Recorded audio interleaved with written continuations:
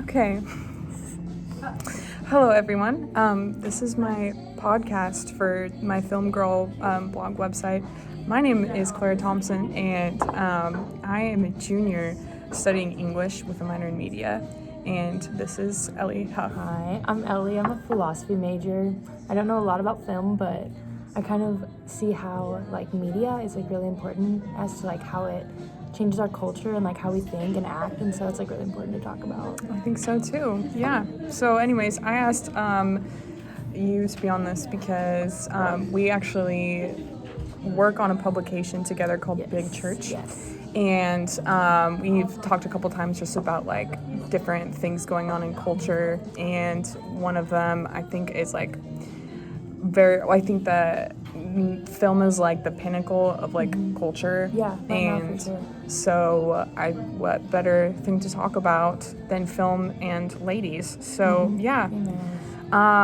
So I have a couple questions about some films that Ellie has seen, and I have my own answer. So I'll ask you after I give my own answer. But the first one being your favorite female-led film. Yeah. So for me, it's Portrait of a Lady on Fire. Have you seen that? Yes. Okay, What? yes. I didn't know you said that. That's a great film. Yeah, no, it's literally so good. That one's so good.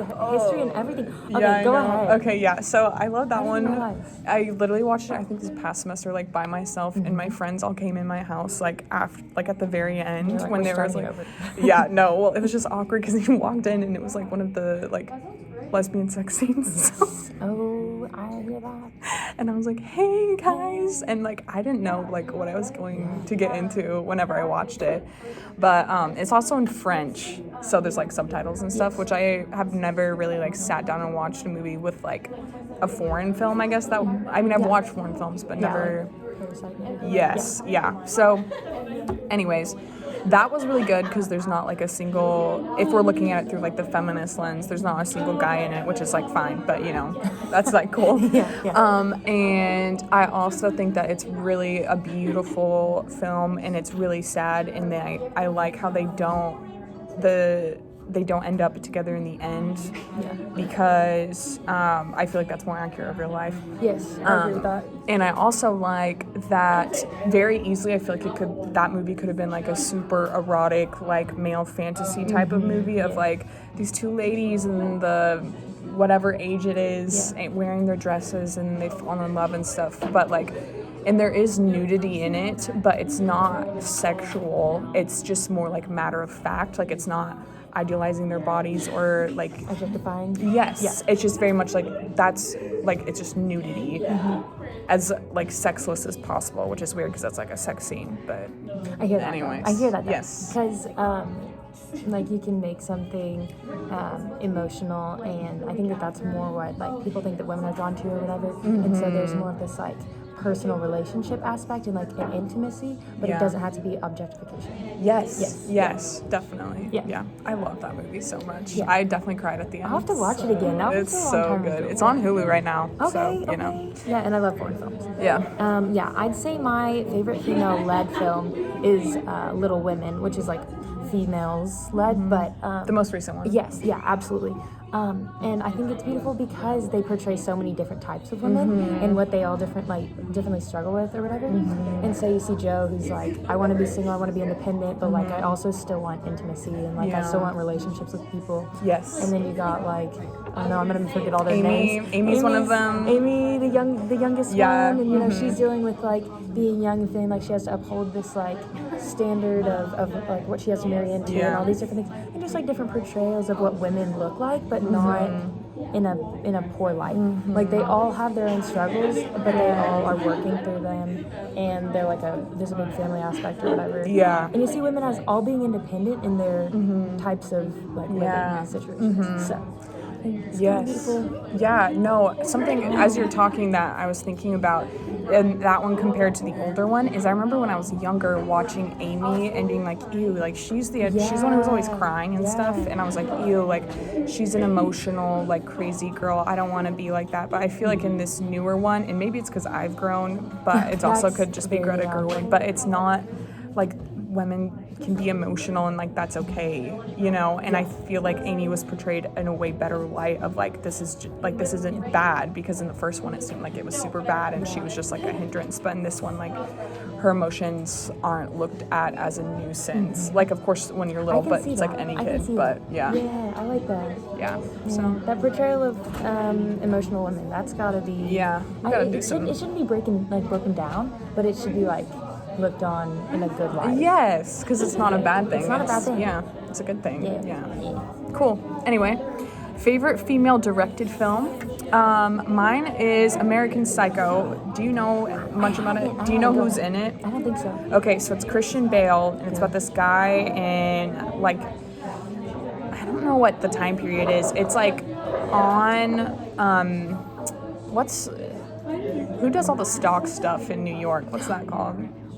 I don't know. He's like a stockbroker dude. It's like the Wolf of Wall Street, but like good. That's type good. of We can vibe. work with that. Okay, yeah. Anyways, so it's Christian Bale, and he is basically like a homicidal maniac, but he acts like everyone else around him, but he also kills people. Okay. And there's a woman in it. It's Reese Witherspoon. She plays his girlfriend, which they break up like after a second.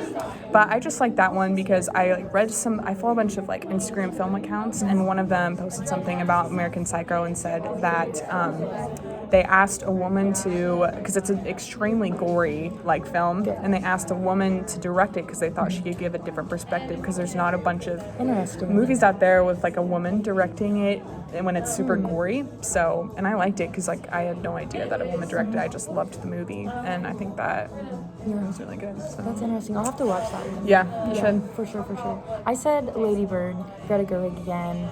Incredible. I don't know how she does it, but I guess she just knows herself a lot. Yeah, she does. Must be really introspective and like really personable with people and like understand people. Mm-hmm. But so Lady Bird is my favorite female directed film. Mm-hmm. Lady Bird is like a coming of age film. So like it's kind of like our like generation's like favorite thing or whatever. Yeah, but like Lady Bird goes through like her whole like end of high school, beginning of college experience, and like she'll go through regular things that everyone goes through, but at the same time then they throw in like existential stuff, like when she's in college they talk about why we believe in God, or like why she's been going to this Catholic high school and like not know what she believes and all this stuff, and goes through like hating her mom and like hating her parents and like stuff we go through and whatnot.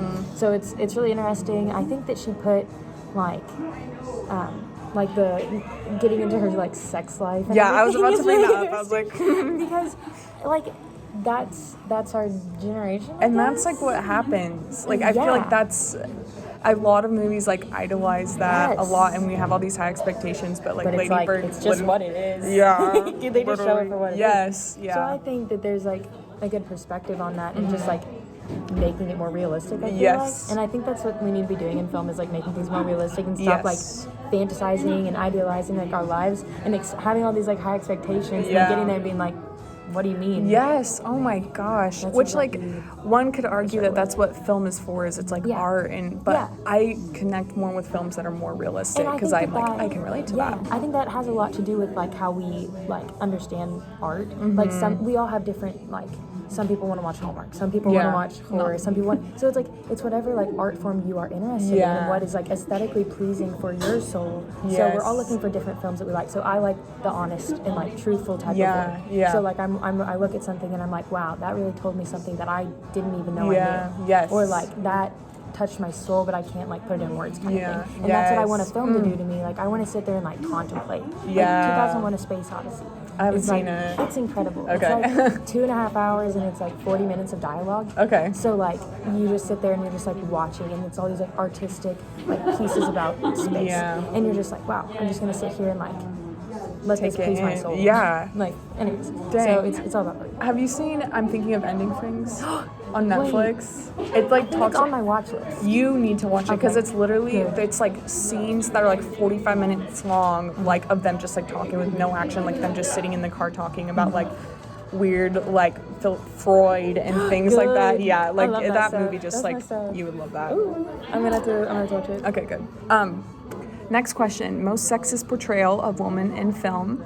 I said Transformers because we all know, what was her name? Megan Fox. Yeah, so Megan Fox, like, bless her heart, but she just is like literally like molded into the exact thing that they think like guys want, and she's wearing like booty shorts, and she's like good with a car, and she like doesn't care what you think, and she wears minimal makeup, but she's still hot, and she like opens the car door and it like zooms in on her butt and like all of the things. I just hate that. It just makes me cringe. I remember I was like, I don't know when that came out. I think I was like 8, and I just remember watching that, and I was like, that doesn't make me feel good. I like couldn't put my finger on it, but I was just like, I don't like this.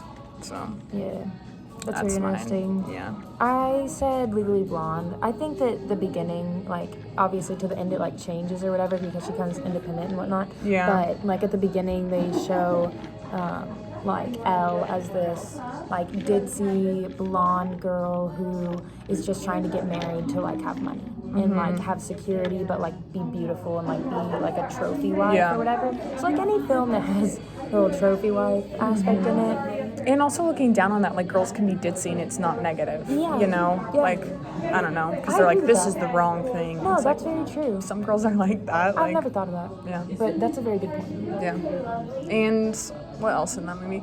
And even though she's independent, in the end, she still has to have a love interest. You know, she's like, and I end up with this like nerd guy. And she's still like, I have to like be like beautiful. And, like, you know. But she's wearing a suit, so it's okay. And glasses. Yeah, I don't. And glasses, not glasses. Yikes.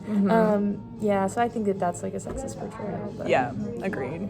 I also wrote Harley Quinn because there's 2 movies with her. We have Suicide Squad where she's like pole dancing inside of her jail cell. I forgot about that. Yeah, like half naked. Oh my god. Yeah, that's right. And then they had her own movie, Birds of Prey, which was directed by a woman. And I remember watching that and just feeling so liberated because I was like, yes, like there's like these ladies look beautiful, but there's no like camera angles where they're trying to highlight that. Like, and also Harley Quinn is wearing like more clothes, which not to say that like, you know, that doesn't determine like how you are as a person. It's just like she's running around and fighting people. Like she doesn't want to be wearing something that's going to give her like a wedgie all the time. You know, like she's just wearing what's comfortable. Yes. And anyways, I just loved Birds of Prey just because like all the women in there were like so badass. Yeah, I hear that. Yeah. I hear that. Yeah. It's just cool seeing her from a movie directed by a man to finally one directed by a woman.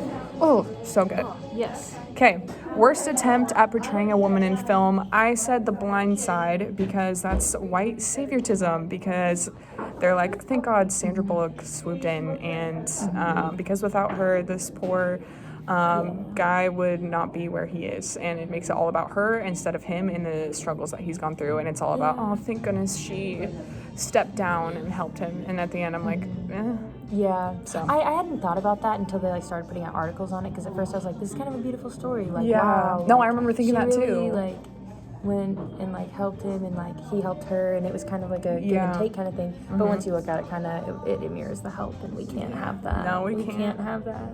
Not this day and age. No, thank you. Yep. And then we followed that up with 50 Shades of Grey, obviously. Is there much we have to expand on that? I don't think we really have to even think exhaust so. Yeah, just she's crazy. She Yep. Well, he's a psycho, Well, and then yes, she's like, yes. I don't know why I still love him. But I do, and I can't help it. Clueless. Yeah. Then we have Clueless, but which mirrors like or parallels Emma by Jane Austen, which is good because it shows her like going from like this innocence to like experience type of lifestyle, and like understanding like she doesn't have to be like dumb, and she doesn't have to like she can like fulfill herself and like become who she wants to be and not have to be stuck where she is. Yeah. I don't know a lot about Emma. I don't either. I haven't read it yet. But. Well, Jane Austen is a really good author in portraying women how they should be, but she also kind of takes men and like kind of changes them, I think, a little bit. Really? Which is my personal opinion, is like guys don't act like that either. Yeah. So like as much as like we want to say like men shouldn't be writing about women, like sometimes women shouldn't write about how men are. Yeah, true. But I didn't say that. It goes both ways. Yeah, I don't know. Cool. Well, The female gaze. The female gaze. Male gaze. The male gaze. Bridgerton. Yeah. We wanted to touch on that as our last topic. Yeah, I think that's like one of the biggest things I've heard recently. Like whenever Have you I'm talking to watched people. Yeah. Okay. So a couple times. So anyways, so Bridgerton is this story that it's fictional and it takes place in like a fictional time, so you can't even like pinpoint it, but it like is old fashioned and whatnot. So they were Victorian. Yes. That's good. So it follows these girls as they're like coming into their what is that called? Themselves. It's coming into their time of like getting married. Yeah. So they're becoming women. Yes. And so they're meeting all these men to see who they're going to marry. And they have to court all these men and like look a certain way and act a certain way. And they wear like, the like corsets. And like in some of the parts it'll show like how bad that was for like their skin and their like bodies in general, because that was so bad for them. But and it shows what's interesting about this series is it goes from the female gaze. So they touch on the hands and the eye contact and the back of the neck and the shoulders instead of like the boobs and ass. So it's interesting because this is like a whole revolutionary thing, and like everyone's like, yes, we love that. But like before now, we would have been like, no, like that's not what everyone wants to see. So we're changing this idea of what like men and women are looking for, I think, as a culture. And just like looking for this more of like emotional. Like, it's kind of hot. It's kind of hot. Yes, definitely. And it's really good. Dang. You should watch it. Cool. Yeah, I've watched it. I never even noticed that like. That's why I watched it again, because I was like, someone was like, "What about the female gaze?" And I was like, "What do you mean?" And then I watched it again. And I was like, because I know what the male gaze is. Is the female gaze like? Okay, so you've got the female gaze, which like if you look in like Pride and Prejudice, when like that's from the female gaze. So like when he takes her hand to help her onto the into the carriage or whatever, like that's the female gaze, because it's like. It like takes your breath away, but it's like just you're holding hands. Or so like they're like holding hands when they like look at a painting in Bridgerton. And then like the back of the neck when they're dancing, like they like go in on that. And then like that kind of thing. So it's like looking more at this like personal but like almost softer, tender, kind of relationship instead of like ass. And like, I really like she took her shirt off. It's like it's not like that anymore. Or like a guy took his shirt off. We're not like and we're like, but just like hold her hand. But just like hold the back of her. Like, the back of her back. That kind of stuff. Okay, so I do remember those. Wow, dang. Very interesting. Things to look out for. Our media is changing how we think, I think. Yes, I think so too, and I'm really excited for it. I'm, the Golden Globes happened last night. I think a lot of females won, so that's really exciting. Anya Taylor-Joy. Yes, oh my gosh, please, I love her. But anyways, so that was our podcast. All of this matters because, like you were saying, culture is changing and the film industry is changing, especially for women, which is so exciting. So thank you so much for joining in. Thank you again, Ellie. Goodbye.